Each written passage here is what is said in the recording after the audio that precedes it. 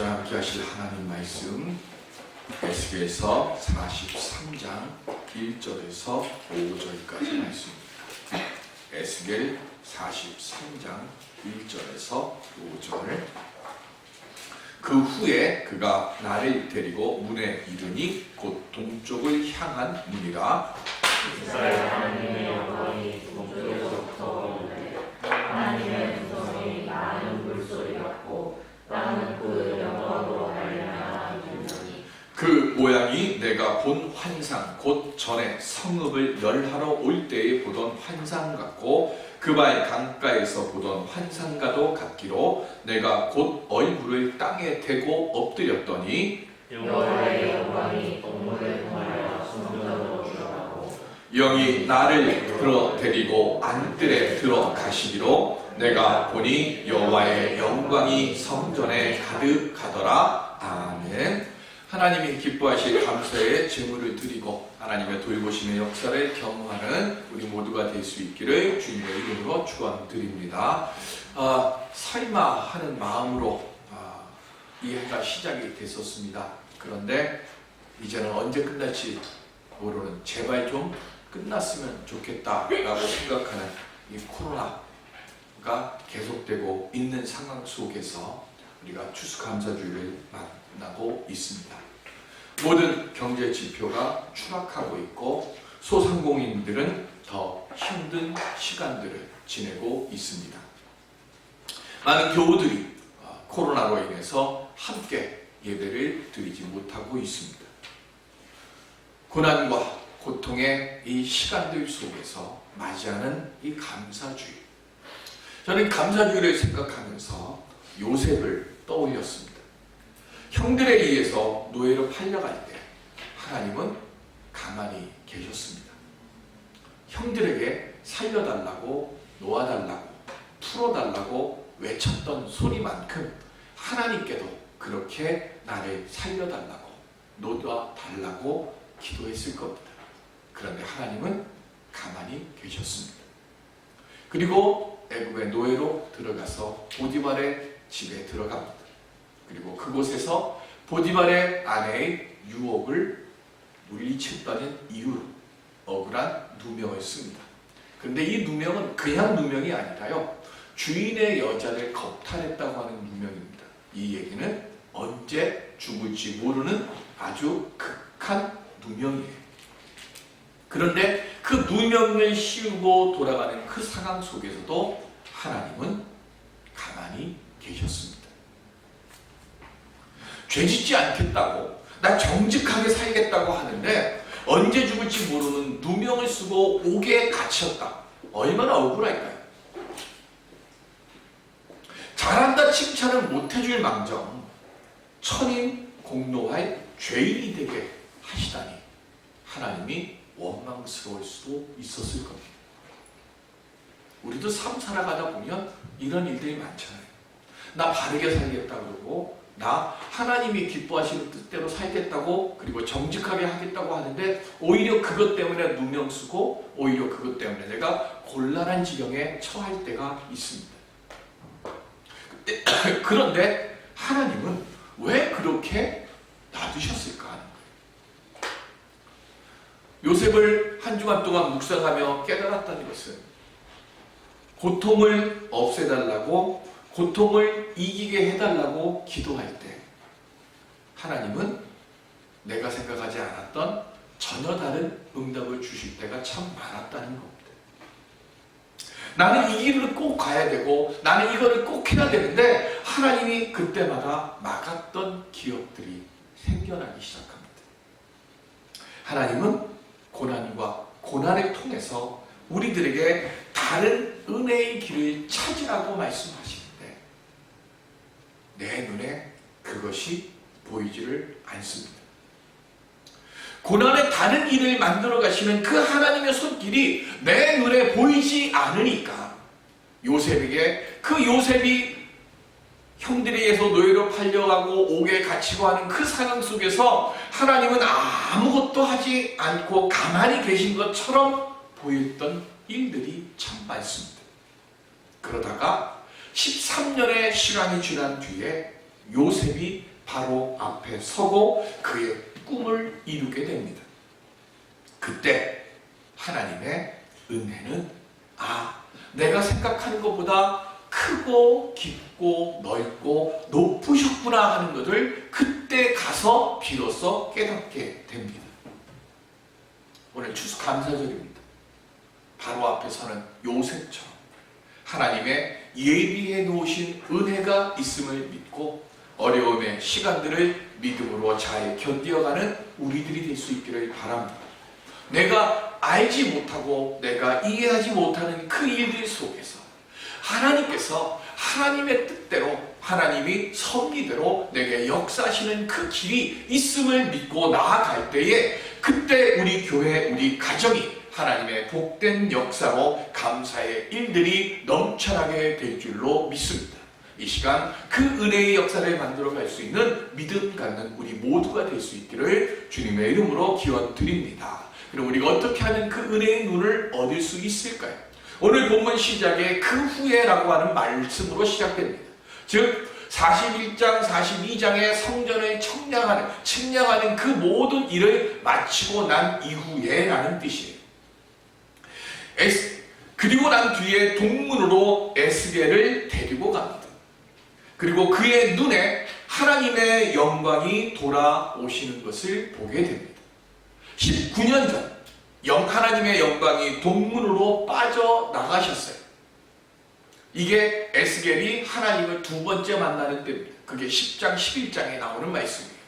제일 첫 번째 만날 때가 언제예요? 1장이죠. 그바에 가까 텔아비브에서 하나님을 만났어요.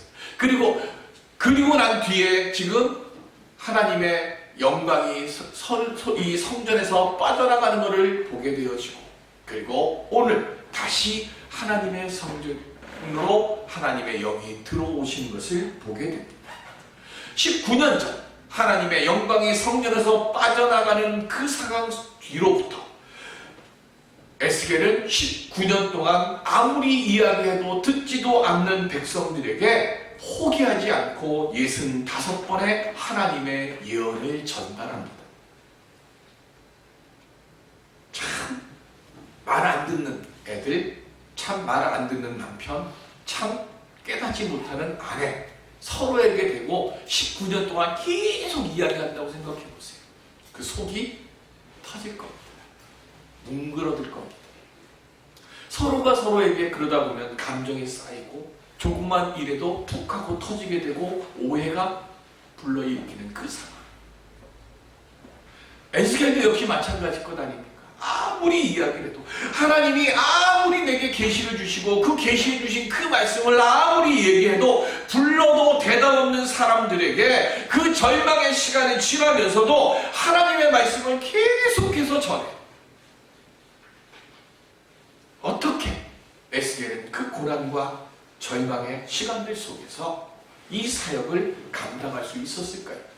에스겔 11장 16절에 보시면 시작. 그런즉 너는 말하기를 주 여호와의 말씀에 내가 비록 그들을 멀리 이방인 가운데로 쫓아내어 여러 나라에 흩었으나 그들이 도달한 나라 그래서 내가 잠깐 그들에게 성소가 되리라 하셨다 하고 아멘. 내가 어떻게 해요? 잠깐 뭐가 된다고요? 성소가 되리라 그랬습니다. 자, 잠깐이면 우리 시간을 어떻게 생각하죠? 잠깐. 한 하루? 일주일? 자, 하나님의 시간은 하루가 1000년 같고 1000년이 하루 같은 거예요. 그러니까 내가 잠깐이라고 하는 이 말씀 속에 담겨있는 뜻은 하나님의 영광이 성전에서 바깥으로 빠져나가서 그리고는 하나님의 영광이 다시 돌아오는 그 시간 동안이에요. 우리의 에스겔의 시간으로는 지금 그게 19년이고요. 하나님의 시간으로는 뭐예요? 잠깐이에요. 근데 19년에 하나님의 성전이 온전히 되어집니까? 안 돼요. 아직까지도 이스라엘에는 성전이 없어요. 그러니까 성경에 있는 예시되어 있는 시간의 잠깐은 우리로서는 헤아릴 수 없을 만큼 긴 시간이에요. 근데 분명한 건 한 가지는 뭐예요? 비록 백성들이 범죄와 우상 숭배로 인해서 하나님께서 그 자리에서 떠나셨고 그들로 하여금 포로로 잡혀가기는 하셨지만 하나님이 한 가지 약속하셨어요. 하나님께서 백성들과 함께 고난의 땅에 함께 계셔 주시겠다고 하는 그 약속을 하셨고, 그래서 지금 에스겔은 하나님이 나와 함께 하심을 믿고 있기 때문에 포기하고 싶고 절망하고 싶고 낙심하고 싶고 버리고 싶은 그 상황에서도 내게 주어지는 하나님의 말씀을 선포하는 거예요. 사람을 보고 환경을 보면 도저히 견딜 수 없는 상황이지만 그래도 절망의 상황 속에서 하나님께서 나와 함께 하심을 믿었고, 눈에 보이지 않고, 아니 눈으로 볼 수 없지만 그러나 분명히 반드시 섭리하시는 하나님의 역사를 믿었기 때문에 에스겔은 하나님의 말씀을 선포하는 것이고요. 오늘 우리들도 마찬가지예요. 이 삶이, 이 어려움이, 이 고난이, 이 고통이 언제 끝날까? 아예 안 끝날 것 같아 라고 생각할지 모르지만 분명한 것은 요셉에게 하셨던 그 섭리의 손길이 오늘 우리들에게도 함께 하신다는 거예요. 그러니까 나는 보지 못하지만, 나는 볼 수 없지만 분명한 것, 하나님은 우리로 하여금 모든 것이 합력하여 선으로 인도되고 이끌어지도록 지금도 나를 위하여, 우리 만남의 교회를 위하여, 우리 심령들을 위하여 역사하고 계실 줄을 믿고 그 믿음으로 내 걸음들을 옮겨가실 수 있는 우리들이 될 수 있기를 바랍니다. 늘 이사야, 에스겔, 다니엘, 반모섬의 요한, 네 분이 있어요. 이분들이 공통된 특징이 하나 있습니다. 공통점이 있어요. 뭐가 있을까요? 이 네 분은 다 하나님의 임재를 경험한 분들이에요.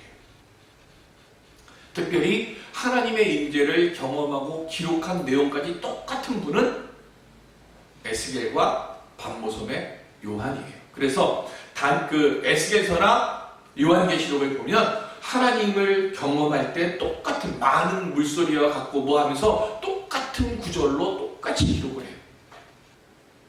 그리고 이분들의 두 번째 공통점이 뭐냐면 이 네 분 다 극심한 환난과 절망의 순간 속에 있었다는 거예요. 그리고 그 극심한 환난과 절망의 순간 속에서 하나님께서 그들에게 다가오시는 것을, 그 걸음거리는 그 걸음소리를 듣게 하시고 그것을 보게 하셨다는 거예요. 언제죠?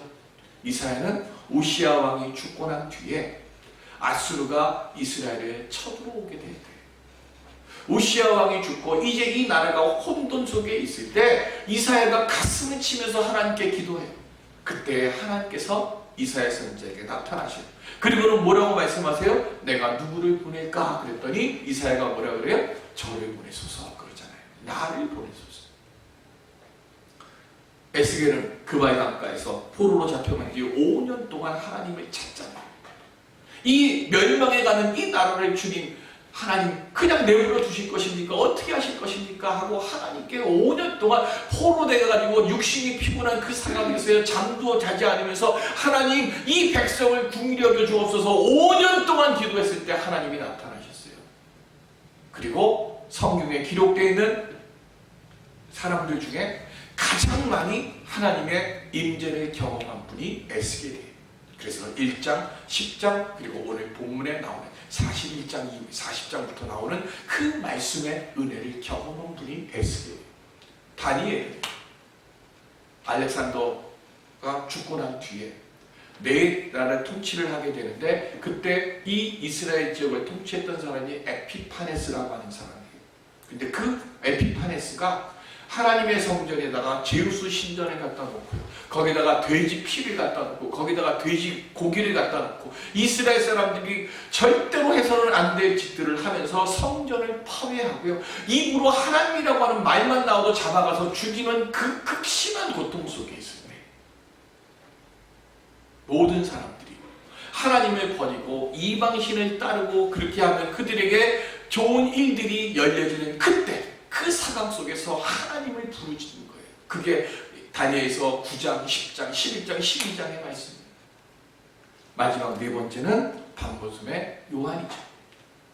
네로 1차, 그 다음에 도미티안의 2차 박해, 그 모진 박해 속에서 하나님의 역사가 정말로 어디에 있습니까? 라고 하나님께 기도할 때, 그래서 반모섬의 요한의 초상화를 보면 요 양쪽에 이 고리, 두 개 고리요 쑥 들어가 있어요.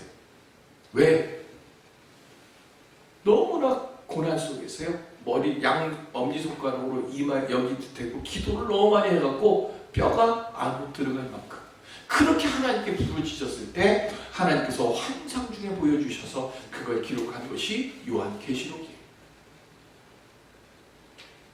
에스겔은 동문으로 들어오시는 하나님을 보면서요, 한 가지를 기록하는데요.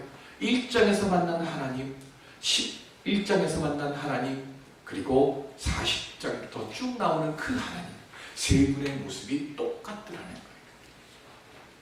우리는 기분 좋으면 벌써 얼굴에 표가 확 나잖아요. 그리고 화가 나도 얼굴에 표가 확 나요. 그리고 말소리도 달라지고 행동도 달라져요. 그런데 하나님은 위로하러 오실 때나 분노하셔서 떠나실 때나 다시 하나님께서 구원의 은혜를 주시려 오실 때나 똑같으시더라는 거예요. 한결같으시더라는 거예요. 심판과 구원의 때나 언제나 하나님은 동일하신 분으로서 그 구원의 하나님께서 성전에 들어오실 때, 오늘 본문 5절에 보면 여호와의 영광이 성전에 가득하더라라고 말씀합니다. 출애굽기 40장 34절에 보면 시작, 구름이 회막에 덮이고 여호와의 영광이 성막에 충만하매 아멘. 하나님께서 우리 한 가지 생각해 볼 거예요. 왜 이스라엘 백성들을 출애굽시켜 주셨죠?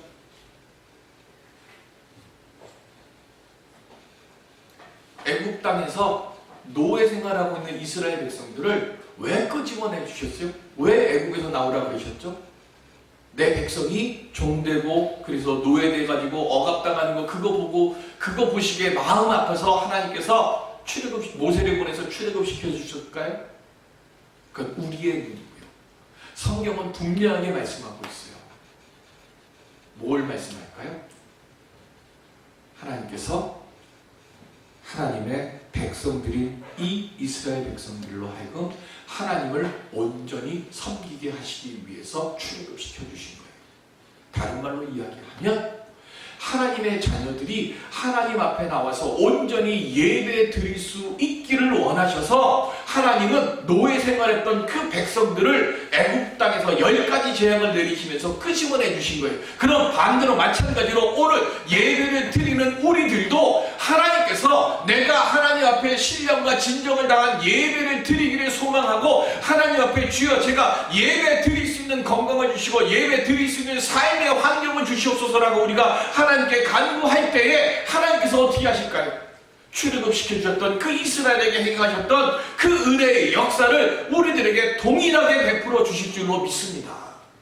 그러니까 우리가 반드시 기억해야 할 것, 우리는 다른 것이 먼저가 아니에요. 내가 하나님 앞에 신령과 진정을 다하여 예배 드리는 예배자로 살 수 있도록 제 삶을 주관하여 주시고 인도하여 주시고 역사하여 주시옵소서. 이게 우리의 첫 번째 기도가 되어질 때, 그때 10가지의 재앙을 내리셔서 애굽에서 이스라엘 백성을 끄집어내 주셨던 그 하나님의 역사가 오늘 우리들에게도 온전히 임하게 될 줄로 믿습니다. 그렇게 끄집어내신 하나님께서 모세에게 뭘 세우라고 하셨어요? 성막을 세우라고 하셨어요. 성막을 세우게 하신 이유가 뭐예요? 백성들 중심에 하나님께서 항상 거하시기 위해서예요. 그래서 회막을 지으니까, 성막을 세우니까 하나님께서 구름으로 그 회막을 덮으셨어요. 왜? 내가 항상 너희와 함께하고 있음을 알라고. 그러니까 솔로몬이 성전을 건축할 때나 지금 에스겔의 성전이 만들어질 때나 하나님의 영광이 들어올 때나 똑같이 뭐예요? 하나님의 영광이 충만해지는 거예요. 오늘 우리들에게 있어서 만남의 교회를 내 예배처를 생각을 하면서 우리가 기억해야 할 건, 주님, 우리 예배드리는 이곳이 하나님의 성막이 되게 하여 주옵시고 하나님의 성전이 되게 하여 주옵시고, 그곳에서 내가 하나님의 은혜와 영광을 받아 먹기에 부족함이 없게 하여 주옵소서. 우리가 그렇게 기도해야 될 줄로 믿습니다. 왜 그게 중요할까요? 하나님께서 성전을 떠나실 때는 폐허가 되었는데 하나님께서 성전으로 돌아오신 뒤에는 영광이 가득했어요. 그리고 이 영광이 가득한 이 성전에 들어오기 위해서 하나님이 조건을 다셨어요. 그 조건이 뭐냐면 에스겔서 43장 8절 시작. 그들이 그 문지방을 내 문지방 곁에 두며 그 문설주를 내 문설주 곁에 두어서 그들과 나 사이에 겨우 한 담이 막히게 하였고 또 그 행하는 가증한 일로 내 거룩한 이름을 더럽혔으므로 내가 노하여 멸망시켰거니와. 아멘. 지금 하나님께서요 에스겔에게 말씀하시는 게 뭐냐면 이스라엘이 왜 망했는 줄 아느냐? 왕들 때문에 망했다라고 말씀하는 거예요. 이스라엘의 왕들이 타락해서 망했다고 했어요. 솔로몬의 성전을 지을 때는 하나님의 영광이 솔로몬의 성전에 들어왔어요. 그런데 자, 하나님이 성전을 짓는 시간은 얼마였어요? 7년이었어요. 그러면 솔로몬의 왕궁을 짓는 시간은 20년.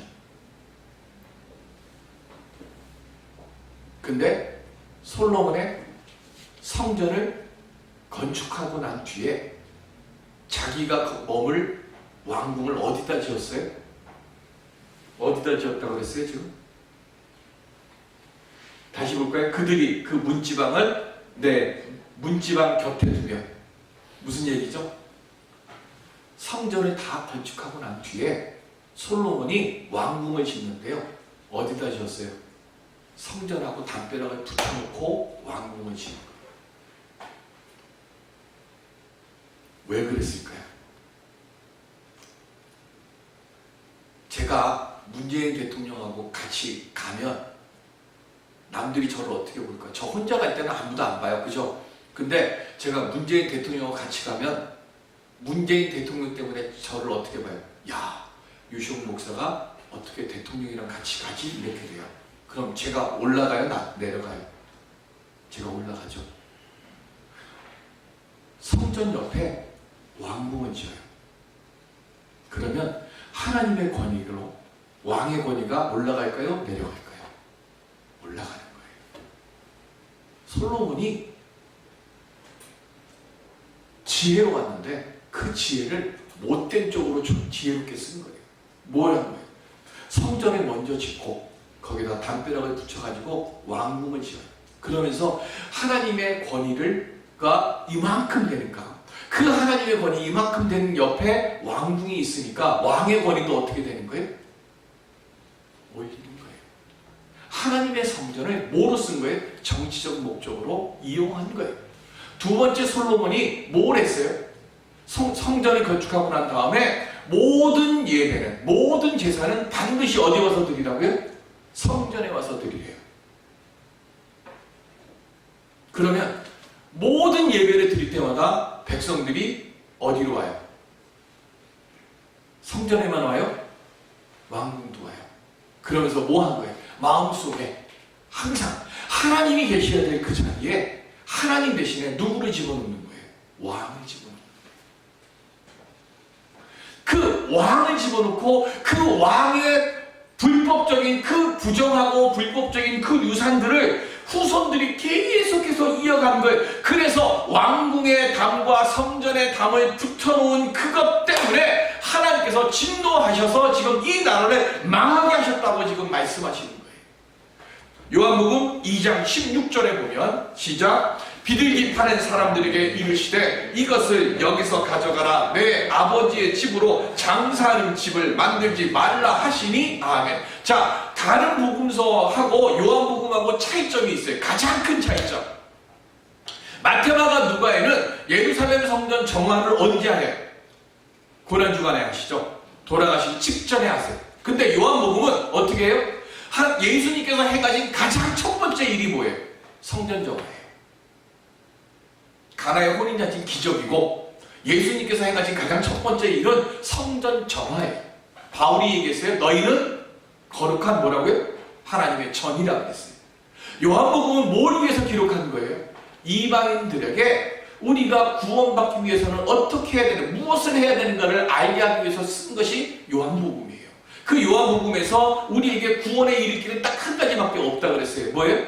하나님이 세상을 이처럼 사랑하사 누구든지 저를 믿으면 멸망하지 않고 영생을 얻으리라. 그러면 예수님을 믿고 영생을 얻기 위해서 예수님께서 우리에게 요구하시는 것이 한 가지가 있어요. 그게 뭐예요?